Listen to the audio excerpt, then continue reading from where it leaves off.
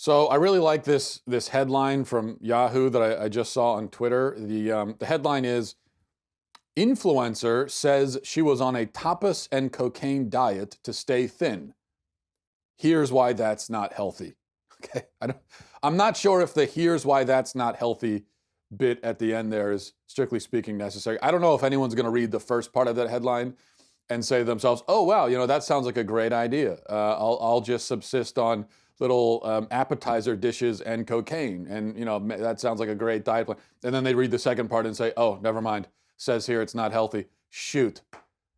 But let me click and find out why it's not healthy, though. That's the thing. All right, a Democratic congresswoman from Hawaii named Tulsi Gabbard has really impressed me, actually.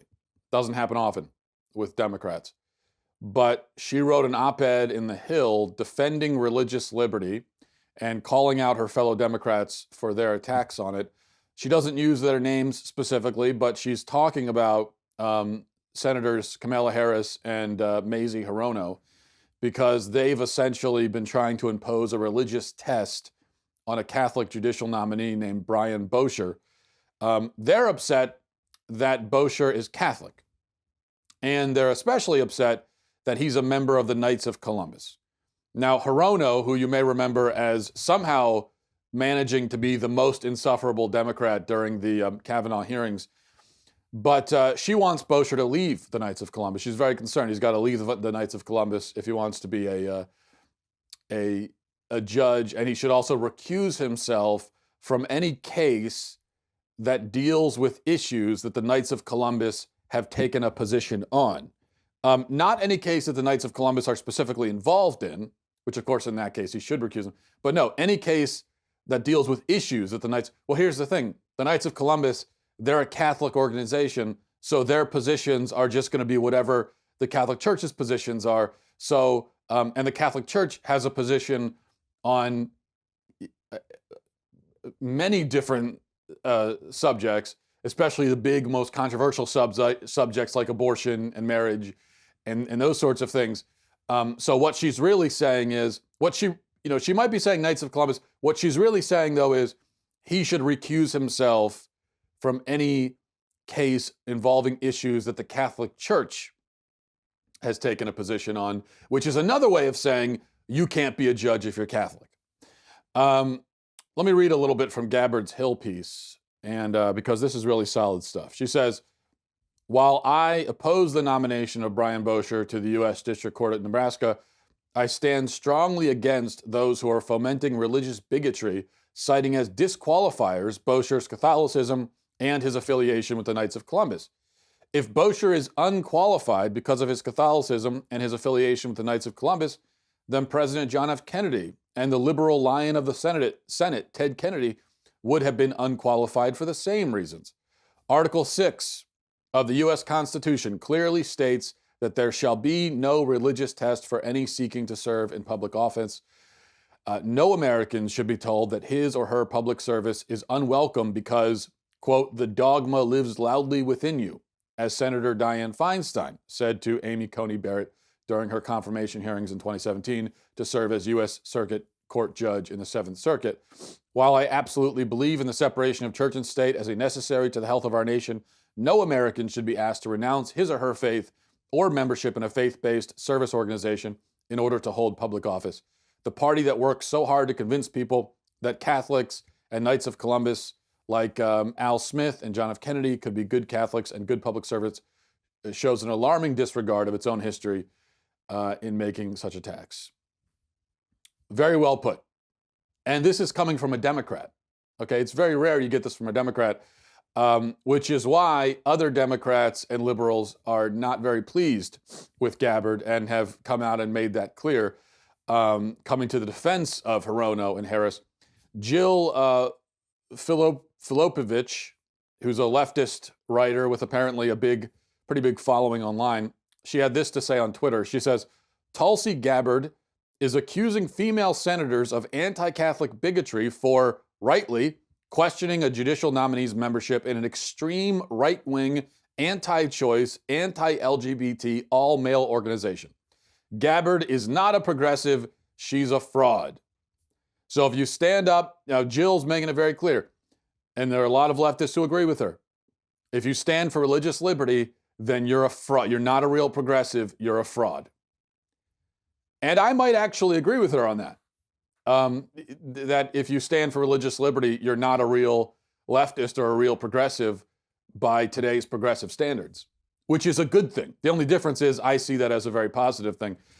Now, Jill says that the Knights of Columbus, and apparently Harris and Hirono feel the same way, the Knights of Columbus are an extreme right-wing group. If you aren't familiar, the Knights of Columbus is a group of men who get together and they pray and they do charity drives and they do things like that, okay? I mean, it is the most unthreatening group of people that you could possibly imagine. This is one of the main groups, around Christmas time, where you see those boxes and people are collecting toys, doing toys. This is one of the main groups that does toy drives around Christmas time, collecting toys for poor kids. That's what the Knights of Columbus does. Yet they are now an extremist group. As if the Knights of Columbus are wearing literal suits of armor and, charging into battle with swords and spears and that sort of thing. So, clearly, this stuff about the Knights of Columbus, it is again, this is just very thinly veiled anti-Catholic bigotry. That's really what that's about. The Knights of Columbus, when it comes down to it, these are just Catholic men who get together and have a fraternity, and as I said, they pray and they do charity work and that sort of thing. So if you've got a problem with them, what you really have a problem with is Catholicism. So how do we account for this? How do we account for this just kind of open anti-Christian bigotry on the left? Well, where now they're so straightforward about it, they're so blatant, it's like they're not even trying to disguise it. Well, there's a very obvious answer here, of course. The left hates Christianity because of the moral message of Christianity. And that moral message makes them feel bad. It cramps their style, it interferes with their relativistic approach to things, and that's the main reason why they hate it, which is pretty obvious. But I think there's something else as well. There's also a fundamental lack of understanding on the left when it comes to religion.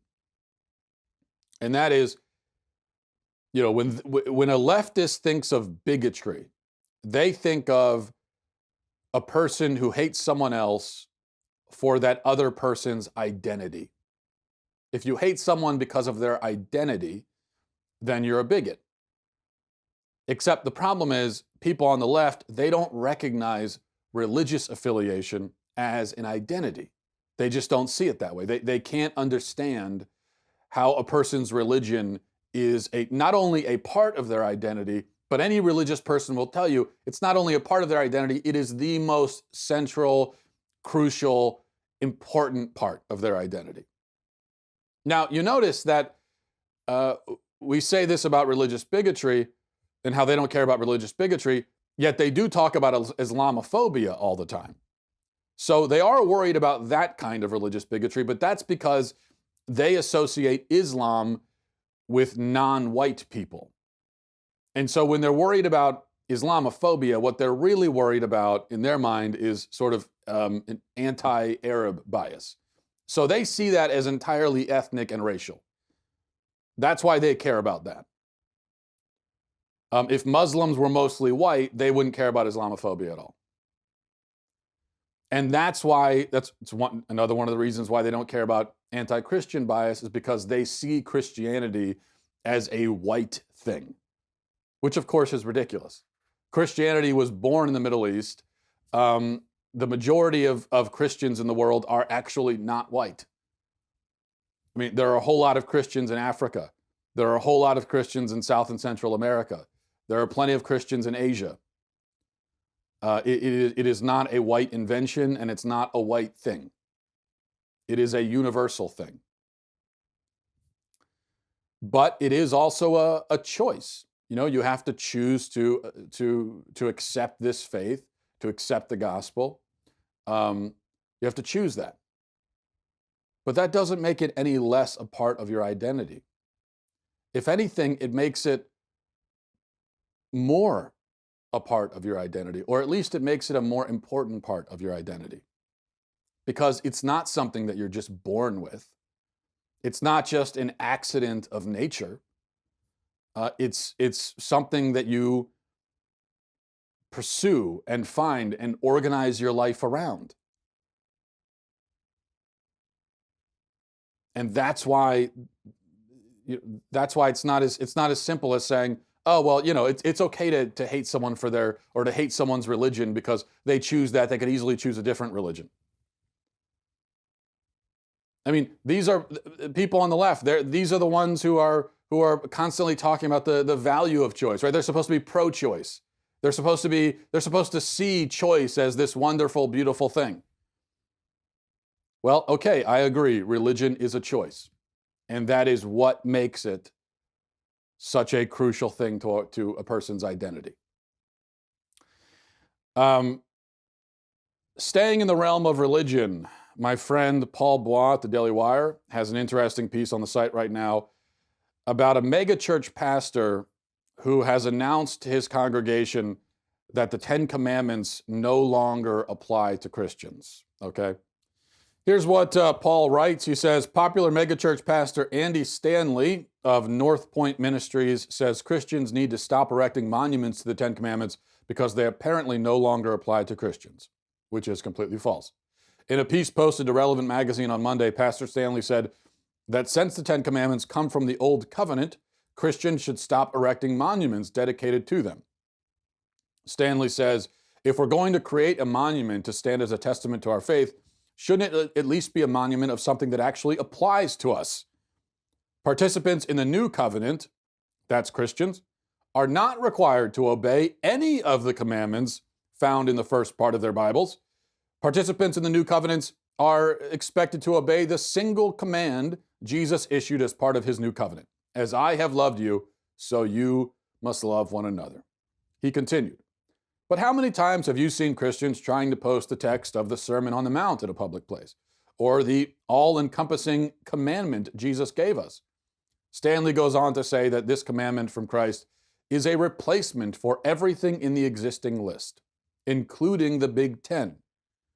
Just as his new covenant replaced the old covenant, Jesus' new commandment replaced all the old commandments, Stanley contended. Stanley also bemoaned the fact that too many congregations placed too much emphasis on the old covenant. Jesus was foreshadowed in the old covenant. He did not come to extend it. Dear Christian reader, why would we even be tempted to reach back beyond the cross to borrow from a covenant that was temporary and inferior to the covenant established for us at Calvary?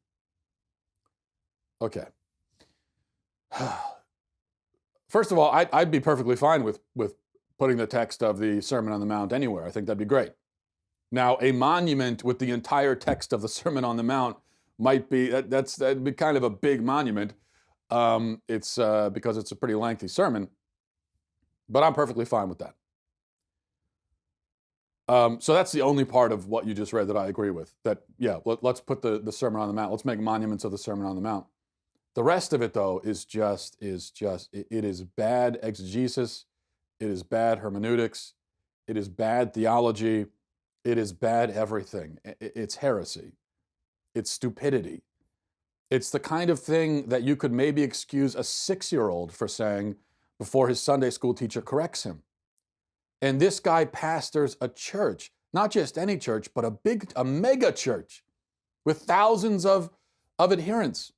And he writes best-selling books. And yet he has not the most basic theological understanding of his own religion. Because, basically anyone could be a megachurch pastor. You just walk in and you say, here I am. I'm going to tell you about Jesus. And people go and they sit and they listen to this guy pontificate.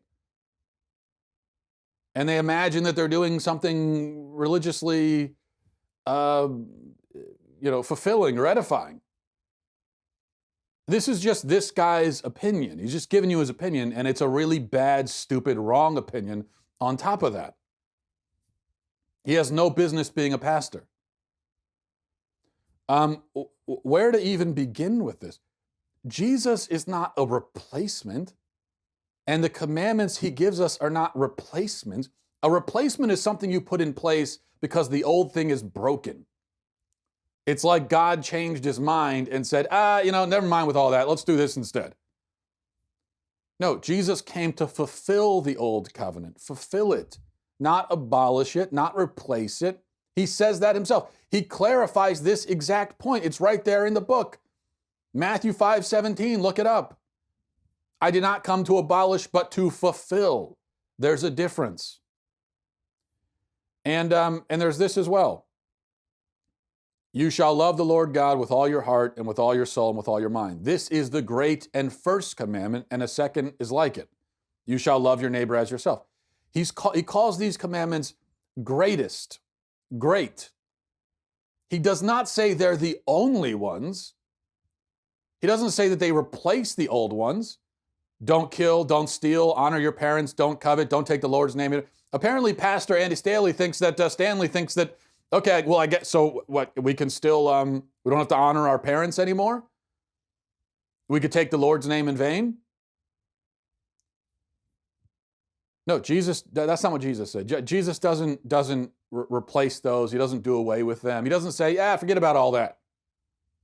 In fact, again, he specifically clarifies this point in that verse I just read. Read one more sentence over. He says, on these two commandments depend all the law and the prophets. Now, why would he be talking about that the law and the prophets depend on these two commandments that he just gave if the law and the prophets are now irrelevant? No, what he's saying is that the moral laws of the Old Testament, including the Ten Commandments, rest upon these commandments that he gave. And these commandments this is a commandment of love. So he's saying love is the foundation. And the law and the prophets depend upon, are rooted in, are founded upon love.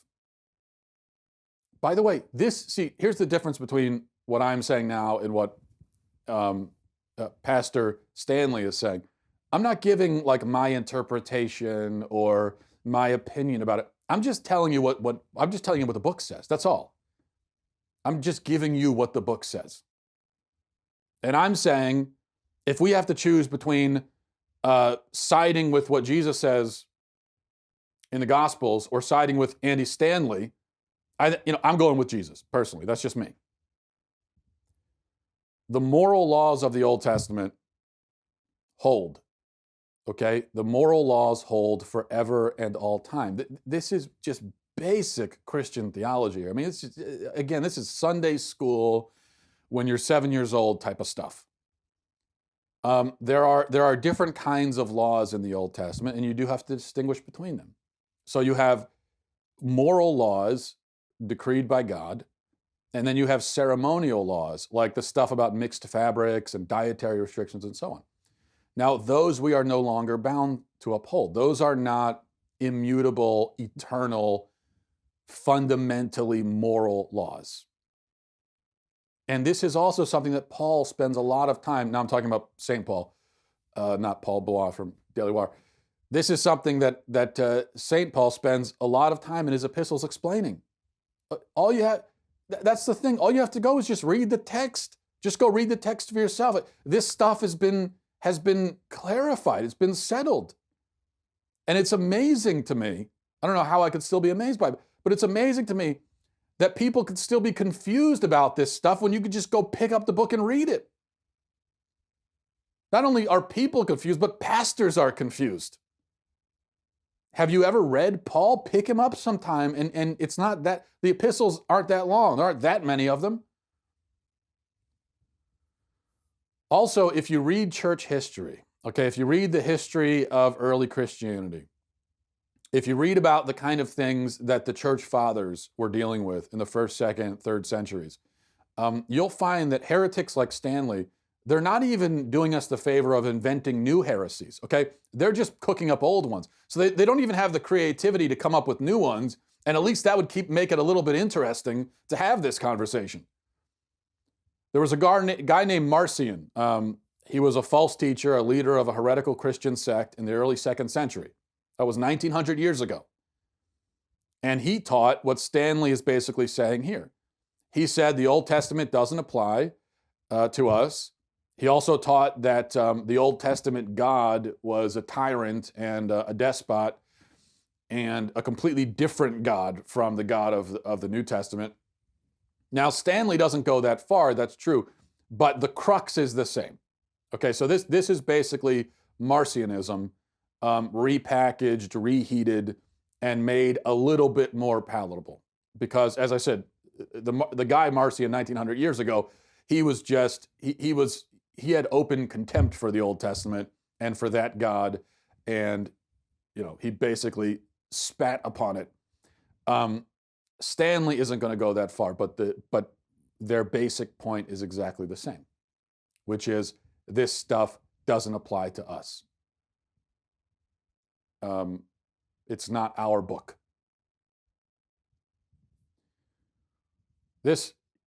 Stanley's church should be empty now.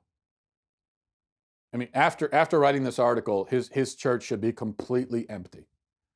If you go to his church, you should be running for the hills at this point. If you keep going, just realize that you're not going to a church, okay? You're not going for anything that could be considered a church service. You're going to just sit down and hear some dude's opinion, an opinion which is disconnected, divorced from Christian theology and the text of Scripture. So this dude is just inventing his new thing. That's all. He's coming up with his new kind of religion. And if you go to his church, then you're a member of that religion that he's inventing. Let's call it Stanleyism. Okay, this is not Christianity. This is Stanleyism. And you have every right to be a member of Stanleyism. If it appeals to you, in America, First Amendment, you have every right to join that religion. But I just feel like you should know it's not the Christian religion. Because all you have to do is read the text, read the Scripture, read a little bit about the history of your own religion or of your former religion, and you're going to find that these things have been dealt with. I mean, they've been dealt with. There's really no real controversy here. It's very clear. All right, what else? Real quick, California is looking at a ban on paper receipts, apparently. They handled the straws, and now they're going over to the receipts. Now, all I want to say about this is I'm the same as anyone else. I get annoyed by receipts. Like you go to Rite Aid or something, and you buy a soda and a pack of gum, and they give you a receipt that's this huge 5-mile long scroll, right? And it's completely ridiculous. But this is, and everybody's annoyed by that. And it does seem like I'm not much of an environmentalist, but sometimes when I get those receipts, I do think to myself, I mean, did we really have to kill a tree for this? Seems like sort of a waste. But this is an example. The reason I bring this up is this is an example, like with the plastic straw thing, but even more so with this. This is an example of the government trying to solve a problem that the market is already in the process of solving.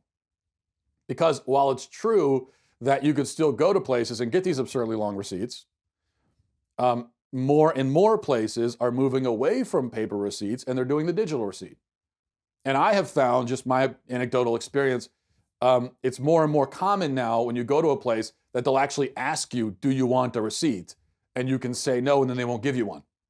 It used to be back in the day, they just gave a receipt to everybody without asking. So people are moving away from receipts, they're doing the digital receipts, and 10 or 15 years from now, paper receipts won't exist. So we're already heading in that direction without government involvement. All the government has to do is nothing. All it needs to do is just sit back and say, well, this problem's being solved. So we don't even need to argue about whether or not this is a real problem or whether or not it matters. That's not the point. Because it's an issue that is already being addressed naturally by the marketplace. But then what happens is that bureaucrats stick their noses in it, and what could have been a very natural and normal transition from one thing to another now becomes complicated and expensive, and it involves regulations and laws, and all of it completely unnecessary. All right. Something to think about over the weekend. We'll leave it there. Have a great weekend and enjoy watching playoff football over the weekend. I will not be watching. I retire from watching football after my Ravens lost in a heartbreaker last weekend. And it's happened too many times, and I'm giving up. I'm looking for a new sport. So if any suggestions, I've been looking for a new sport to watch because I'm done with football. I can't take it anymore. I can't take the heartbreak. So, I'm thinking something like, I watch competitive bass fishing a little bit. I'm thinking maybe I'll invest myself more in that. Soccer, maybe. Well, that's not really a sport, but I'm looking for something else besides football. But anyone who is watching it, hope you enjoy it. And I'll talk to you next week. Godspeed.